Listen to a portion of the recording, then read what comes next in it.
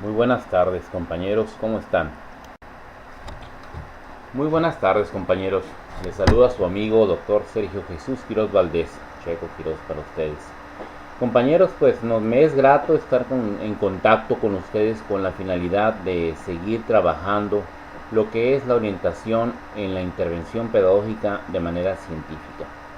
Nos congratula mucho que ustedes estén interesados en ya intervenir de una manera ya no solamente contemplativa, contribuyendo al fenómeno de la credencialización, ¿verdad? En ese supuesto de la movilidad social que el pensamiento crítico denuncia, el de que nos han conformado en un estatus de alienación al magisterio internacional, de cumplir con los requisitos estancados del cumplimiento de grados con una nula intervención, una nula transformación del caos pedagógico a nivel internacional. Es por eso que el pensamiento crítico, a partir de la pedagogía crítica, permite crear el escenario de oportunidad para la intervención científica.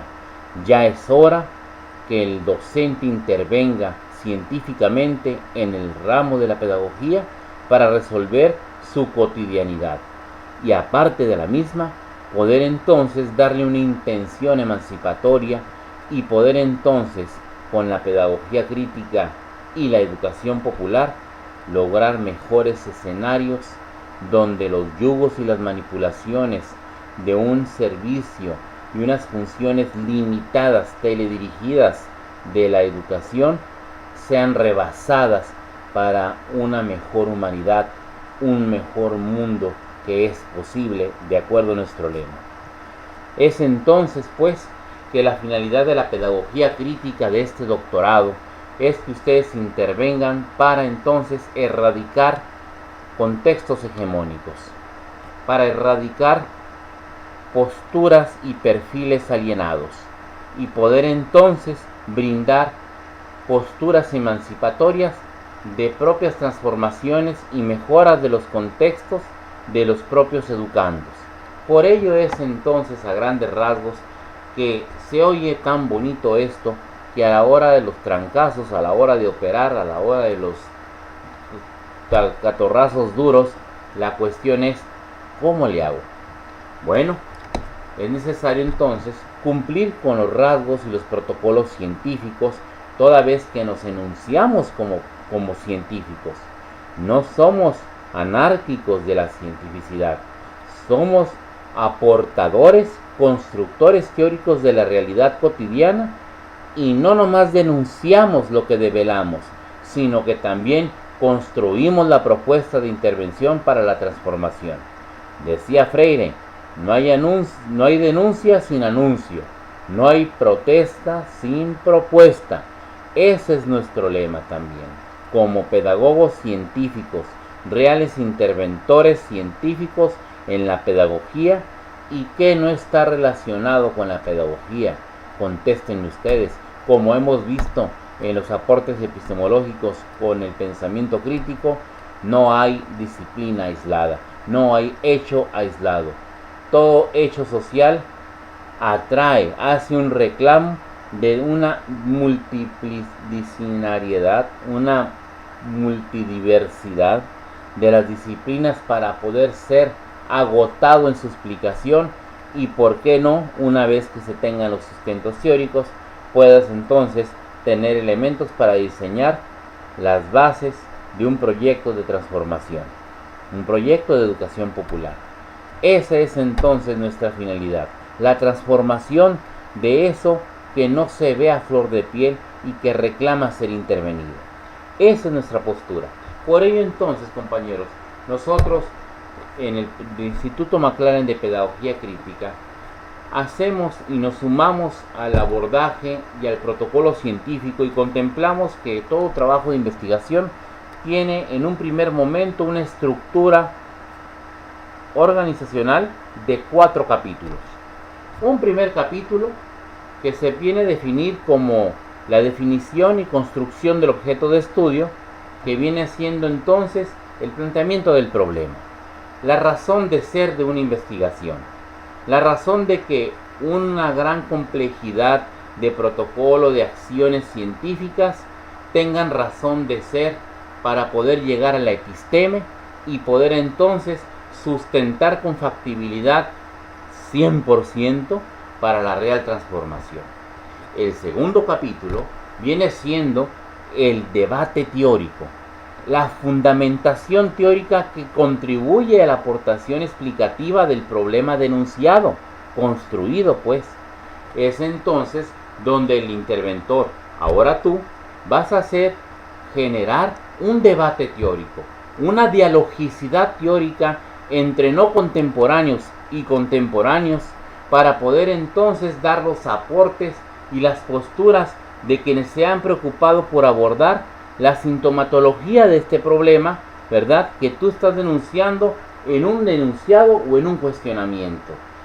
Hacer un debate teórico, eludir entonces, ahora sí, ¿verdad?, rebasar la postura contemplativa, reproductora, lírica, de casarse con una sola postura, cuando es insuficiente para poder contestar la complejidad del mismo hecho social. Necesitamos ir y llegar a la verdad y construir un aporte teórico que sea suficiente para explicarlo en su momento, ya no como verdad absoluta, sino que te permitiste la lucha de contrarios para construir la explicación teórica pertinente que necesita, que se cumple de los que dicen los grupos discrepantes encontrados, llamados a juicio, para poder entonces tener el aporte teórico explicativo producto de ese debate teórico en ese capítulo. Capítulo 3, la metodología. ¿Cuál va a ser la metodología? Bueno, lejos de que nuestro postulado epistemológico, el pensamiento crítico, sea un dogma, nosotros entonces somos congruentes con tal pensamiento y permitimos entonces que a partir de las necesidades de información, a partir de las características del problema construido, es entonces la asunción, elección de la metodología o metodologías pertinentes que me permitan llegar a mí a la verdad y a la transformación de lo que pretendo con esta investigación. Por ello es que desde el pensamiento crítico yo abordo tanto desde la metodología científica con determinados matices y la metodología paramétrica cuantitativa, y también ya hago un llamado o hecho mano de la metodología cualitativa si así lo requiere el planteamiento del problema, si así lo requiere el objeto de estudio construido, para entonces poder llegar a las instrumentaciones y diseño de los instrumentos correspondientes y llegar entonces a ese cúmulo de acciones organizadas previamente en una estructura y dar entonces orden científico al método de realización de intervención en esta investigación. Por último, tenemos un cuarto capítulo que es el de análisis y proceso de la información. Las conclusiones, donde estas conclusiones dan respuesta a las interrogantes de la información, vienen siendo los hallazgos de la investigación, los aportes teóricos, los hallazgos y por qué no también hasta puede tal vez los constructos, las prescripciones, las estrategias de intervención, el proyecto pues de cómo erradicar el problema denunciado, explicado y por lo tanto poder resolverlo, transformar entonces esa realidad. Ya estás transformando la realidad desde que lo estás explicando de manera pertinente. Te puedes dar entonces el lujo de ir y llevarte hasta la erradicación del mismo. Esa es nuestra intencionalidad con la investigación científica. Para nosotros entonces, las metodologías existentes, paramétricas y cualitativas, son funcionales a partir de lo que me permitan llegar a conocer de las necesidades que tengo de información. Y esa va a ser la justificación del uso de cada una de las mismas y de las técnicas de investigación correspondientes, tanto en la metodología cuantitativa como en la cualitativa. Es entonces pertinente, compañeros, recordarte todo este bagaje para poder llegar a la primera encomienda que vamos a trabajar sobre el primer producto neto que vamos a pedir en esta tercera sesión. Y ya vamos a hablarte de lo que es en sí la construcción del objeto de estudio. Definir el objeto de estudio. ¿Qué permite llegar a la construcción del objeto de estudio?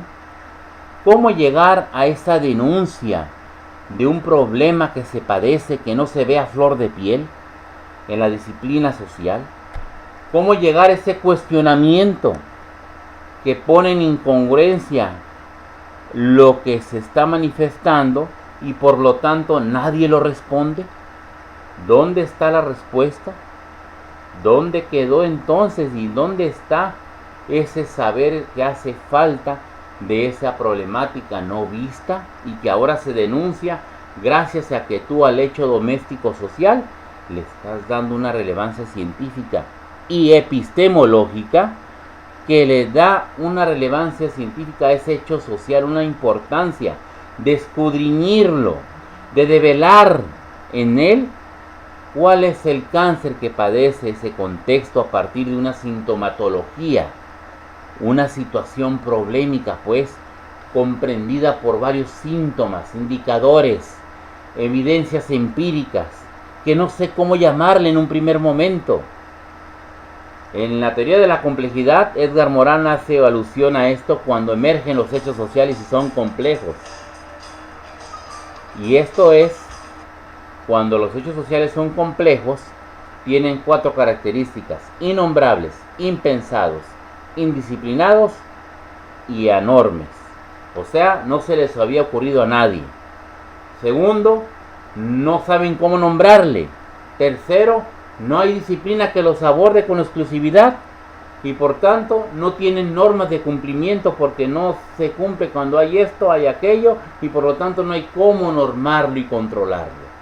Es entonces la complejidad de los hechos sociales cuando reclaman ser abordados con una postura epistemológica ad hoc de la complejidad y lo híbrido que se encuentran los hechos sociales. Es entonces la necesidad de por qué construir el objeto de estudio. Continuando, muy buenas tardes, continuando con la sesión de la construcción del objeto de estudio, en esta sesión B, en esta tercera sesión, parte 2. Tenemos entonces que partimos de la necesidad de investigar a partir de justificar y argumentar teóricamente con el protocolo científico la realización de una investigación.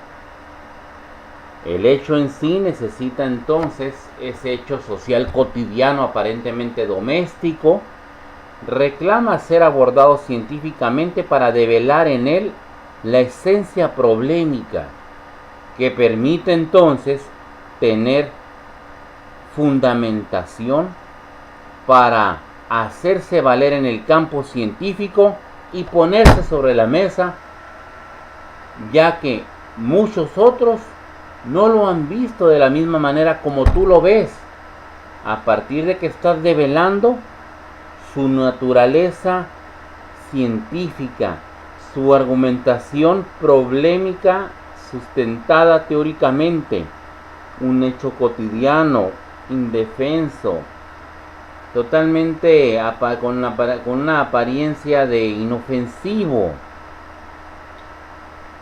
Se trata de ver entonces la relevancia que a partir de su sintomatología empieza a llamarte la atención, a moverte el tapete, a inquietarte, porque no sabes cómo nombrarle. Es lo que hablábamos de la teoría de la complejidad de los hechos sociales. Son complejos por 4 características, dice Edgar Morin.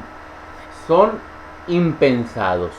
Emergen de repente y todo el mundo, los tecnócratas y demás, andan con una perplejidad informada, con un frenetismo inmóvil, llenando de recetas de intervención, atínale al precio esa postura, tratando de resolverlo sin cientificarlo.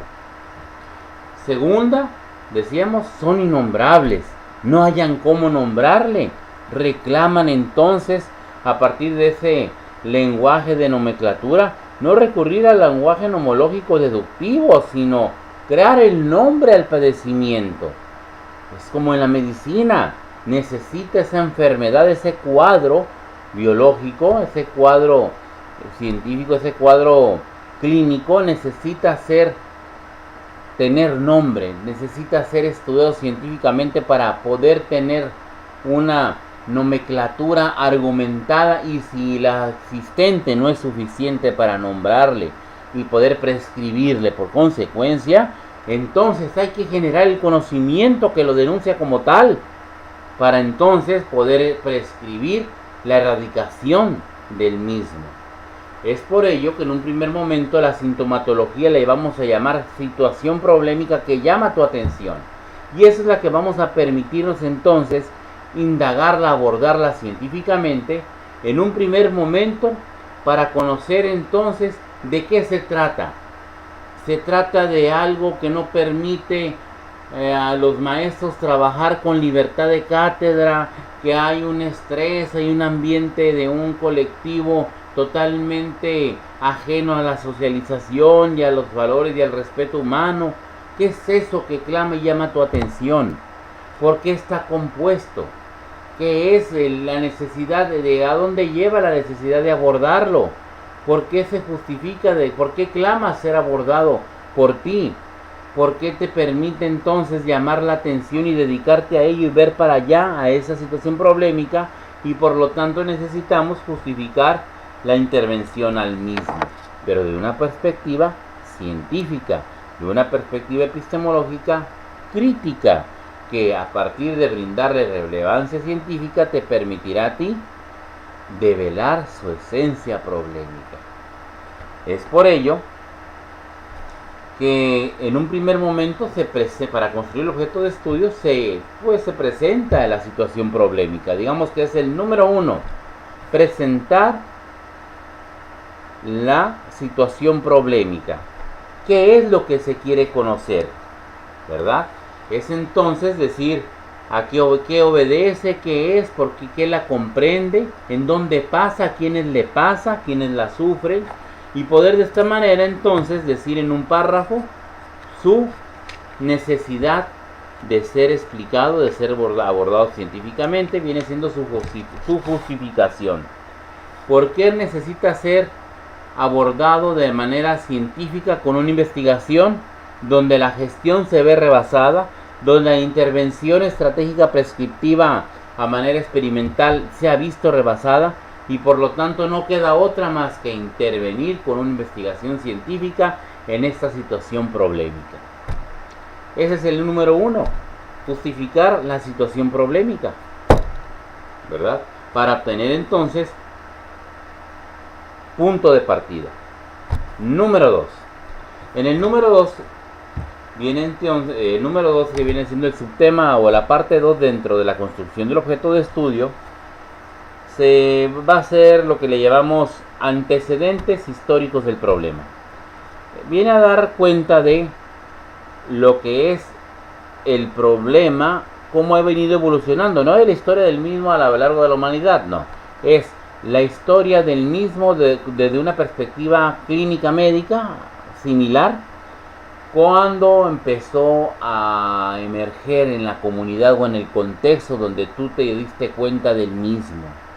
¿Qué pasó con esa situación problemática que fue llamando tu atención? ¿Cuándo empezó a inquietar? ¿Cuáles son sus antecedentes que dieron origen al mismo? ¿Cuándo empezó a ser significativo para todos? Y que todo el mundo se queja de ello, pero no saben cómo abordarlo, cómo definirlo. Ese es precisamente uno de las pretensiones que en este punto número 2, lo que llamamos antecedentes del problema, vamos a dar cuenta del comportamiento, de cuáles son los hechos o los primeros momentos de las expresiones problemáticas de esta situación.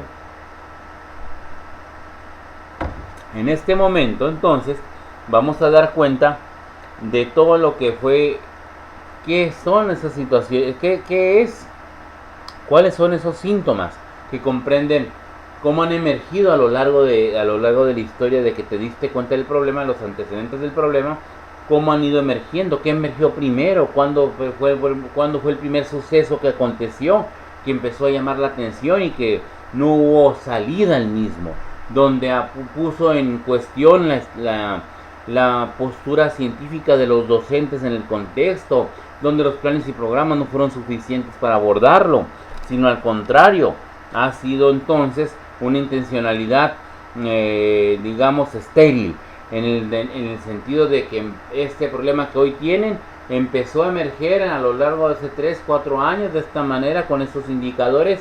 Ahora tenemos esta gran bola de nieve que no sabemos cómo abordarla, cómo controlarla, cómo prevenirla, mucho menos cómo erradicarla.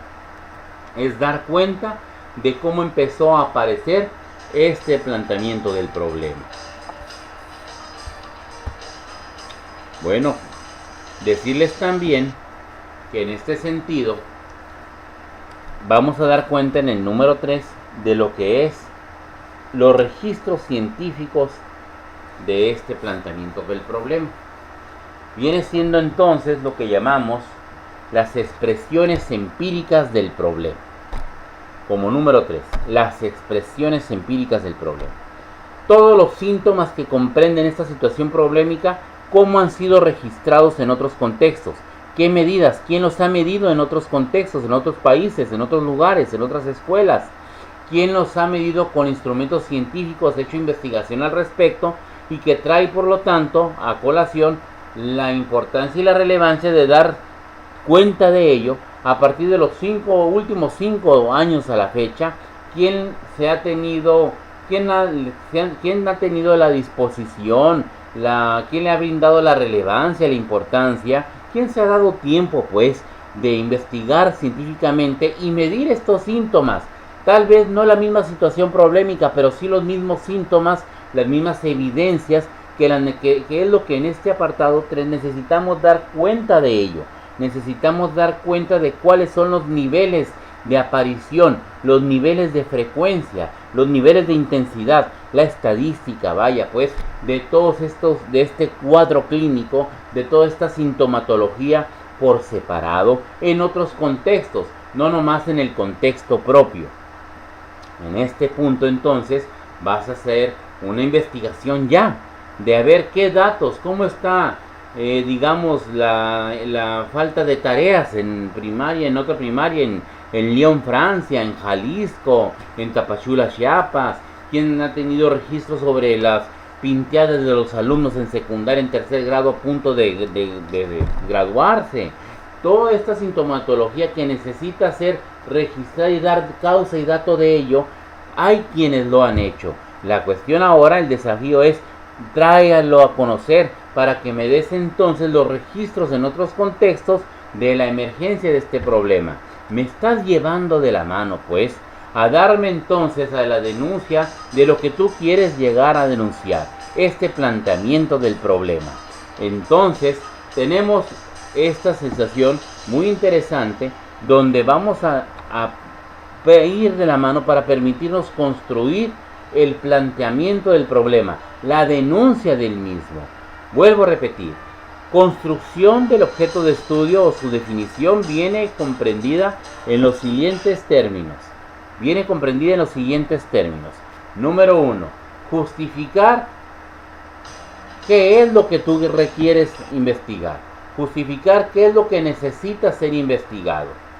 ¿Cuál es esa situación problemática que rompe el sueño, que inquieta, que llama la atención, que no hayamos cómo nombrarle y qué conjunto de síntomas la comprenden? El número 2 es darme cuenta de la historia del mismo. ¿Desde cuándo empezaste a darte cuenta de esa situación problemática? ¿Cómo empezó a emerger? ¿Cómo empezó a llamar la atención? Para entonces, en el punto número 3, darme registro de las evidencias empíricas. ¿Qué son las evidencias empíricas? Cada uno de los síntomas que comprenden esta situación problemática, y por lo tanto te vas a dar tiempo desde este momento de ir a las investigaciones realizadas por otros investigadores que hayan hecho y medido, hayan diseñado instrumentos científicos para medir sintomatología similar que comprende tu situación problemática. Si son las pinteadas, si son las faltas de los maestros, si son los niveles de alcoholismo, los niveles de estrés de los profesores, que se asumen y si consumen alcohol, que en qué medida, en qué frecuencia, cuánto ganan, cuánto trabajan, cuál es la carga académica, cuáles son los índices de deserción escolar, en fin, todas las evidencias o síntomas, hecho fáctico, medible, que es parte de ese cuadro clínico que como situación problemática llama la atención, y estamos tratando entonces de develar la esencia del mismo. ¿Cómo se le puede llamar a este planteamiento del problema teóricamente? ¿Cómo se le puede llamar a esta situación problemática en esencia teóricamente? Eres como el especialista oncólogo que trata de ir entonces a la médula de la esencia problemática, y antes de llamarle cáncer, tiene muy bien fundamentado el por qué es un cáncer, y analiza toda la sintomatología para ir descartando posibilidades de otras enfermedades hasta que está seguro de qué es lo que se está padeciendo en el individuo a partir de ese cuadro sintomatológico biológico que padece. Y es lo mismo, estamos dándole una acción, una perspectiva epistemológica similar, un abordaje científico similar, de igual de importante que una vida como en la medicina e igual en las ciencias sociales. Es darnos el tiempo de darle relevancia científica a este hecho social, tal vez doméstico, cotidiano, vuelvo a repetir, inofensivo, pero es así porque no ha sido abordado científicamente. Y es precisamente que vamos a la acción número 4, que es entonces lo que viene a requerir de las dimensiones de importancia de cada una de las disciplinas científicas que han abordado el tema, que han abordado el estudio, que han investigado. Dimensiones científicas, ese es el apartado 4. ¿Qué quiere decir dimensiones científicas? El tamaño de relevancia, de importancia que le han brindado otras disciplinas a estos síntomas. ¿Por qué anda aquí un ingeniero oceanógrafo haciendo investigación sobre la deserción en preparatoria o en universidad? ¿Cuáles son sus razones de importancia? ¿Por qué le llamó la atención medir, estudiar, indagar sobre síntomas similares a mi situación problemática? Y echar mano de ello para entonces poder discernir cuál es entonces la perspectiva de otras disciplinas y que me ayuden a mí a conjeturar en dónde está la esencia problemática de mi situación problemática, de mi cuadro, para poder entonces llegar al momento cúspide y yo poder organizar esa información. Y me encuentro que 3 oceanógrafos hicieron estudios sobre la deserción escolar, 4 juristas hicieron investigación sobre lo que son la deserción escolar y algunos otros síntomas similares, 5 psicólogos hicieron estudios sobre el mismo y traen medidas sobre diferentes contextos, y empiezo yo entonces a agrupar por disciplinas cuáles son las razones de importancia que le dieron razón de realizar una investigación al grupo de la psicología, a la disciplina de la licenciatura en Derecho, a la licenciatura de la Ingeniería en Oceanografía, a la licenciatura de la Pedagogía como primer disciplina o primer dimensión pedagógica, dimensión psicológica, dimensión sociológica, dimensión de las ciencias de la comunicación, dimensión de las ciencias del derecho, dimensión de la ingeniería electromecánica, a partir de las que te vayas encontrando. Es de traer entonces, no nomás denunciar, y estas son, y dicen que hicieron por esto, sino tú tratar de conjeturar entonces una evaluación del por qué hizo investigación sobre esos síntomas, y tratar entonces que eches tu mano de ellos para triangulizar, para dialogizar y analizar y poder develar la esencia problemática de tu contexto, de tu objeto de estudio, dar cuenta científicamente de tu objeto de estudio. Es así entonces como venimos a la parte donde dar cuenta de ahora en el número 5, en el punto número 5, de denunciar el problema. Si tú ya me enunciaste cuál es la situación problemática que te quita el sueño, qué sintomatología la comprende, cuáles son los niveles de esas evidencias empíricas, síntomas, indicadores, IRENs, ¿verdad? Que han sido registrados por otros científicos en otros contextos, pero que son síntomas que tú también estás abordando y queriendo conocer y dar cuenta de ellos. Medidas, frecuencias, niveles de emergencia, de impacto del problema, de estos síntomas que comprenden mi situación problemática. Dar cuenta de la historia. Número uno era dar cuenta de la situación problemática. Número 2, contarme de la historia de cómo fue apareciendo. Número 3, dar cuenta de las dimensiones registradas científicamente, la estadística, vaya. Las evidencias empíricas son las estadísticas, los registros de los instrumentos aplicados en otros contextos a partir de medir los mismos síntomas parecidos a los que tú comprendes en tu situación problemática. Y el número 4, digamos, son las dimensiones científicas. ¿Cuál es la importancia y cuál es la disciplina de los investigadores que se han metido a indagar y a medir síntomas similares a los que tú estás estudiando? Y por lo tanto, tratar de evaluar estas afinidades, estas intencionalidades científicas y poder tú conjeturar, argumentar y fortalecer tu constructo en dónde está la denuncia a plantear, en dónde está el planteamiento del problema como causal generadora esencial de esta situación problemática que emerge como consecuencia en una bola de síntomas. Es entonces que la parte quinta se llama denuncia del problema o planteamiento del problema. En esta parte es muy importante que conozcas que el planteamiento del problema tiene dos opciones de enunciarse, de plantearse. Uno puede ser en enunciado, con una intencionalidad epistemológica de denuncia, es crítica.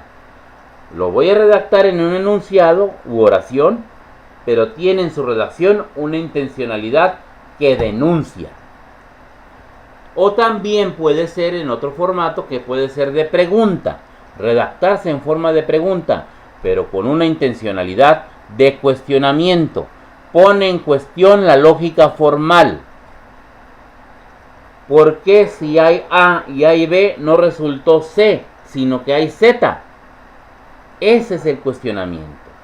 Pero una vez que tú ya diste con un cuadro sintomático que llama tu atención, una historia de cómo me fueron apareciendo los indicadores respectivos del mismo, un registro de las evidencias y la sintomatología por separado en otros contextos, con instrumentos científicos, y por consecuente, un arrojo de las dimensiones científicas de quienes se han preocupado por registrar científicamente con instrumentos científicos validados dichos síntomas en sus propios contextos, y tú echas mano de ellos para darme a conocer la relevancia de esta situación problemática y poder evaluar la intencionalidad de abordarlo. ¿Con qué intención?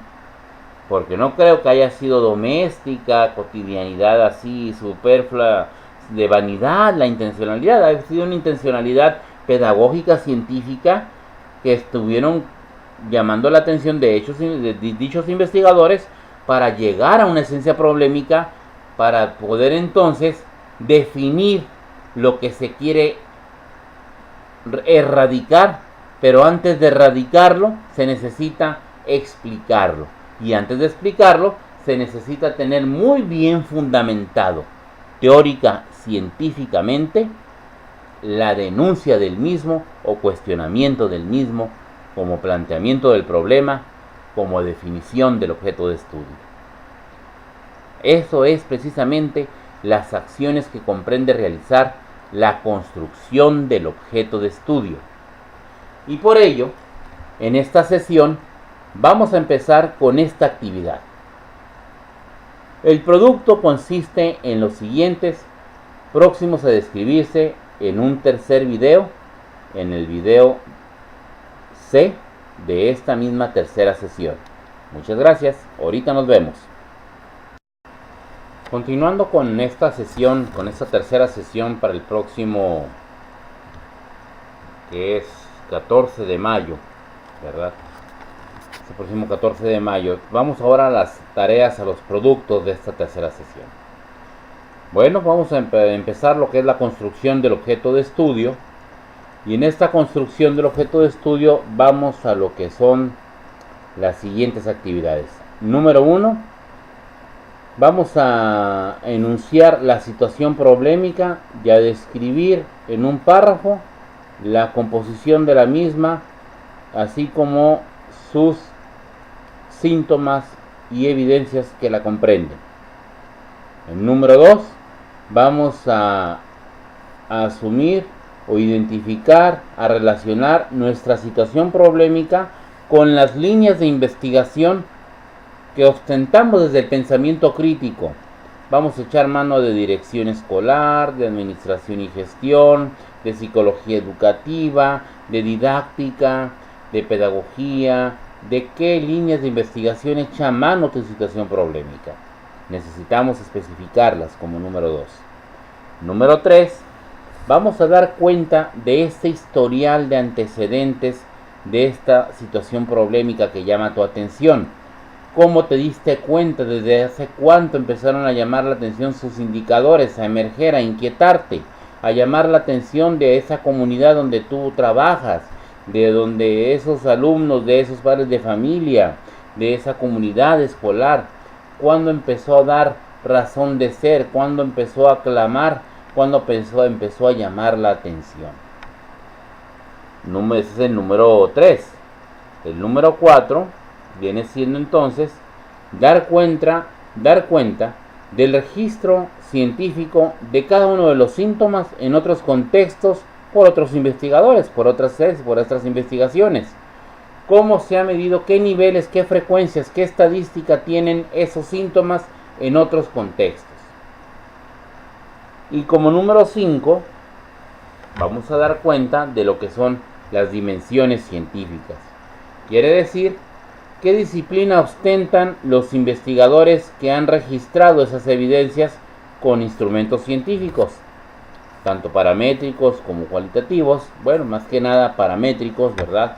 Y dar cuenta de ello, dar cuenta de cuáles son las intencionalidades, el interés por el cual llevaron a cabo esos registros, esas investigaciones, para que nosotros en este primer momento tengamos la captura de esta información que nos permitirá conjeturar en un segundo momento la esencia problemática, la denuncia para el planteamiento del problema, la denuncia que define el objeto de estudio que pretende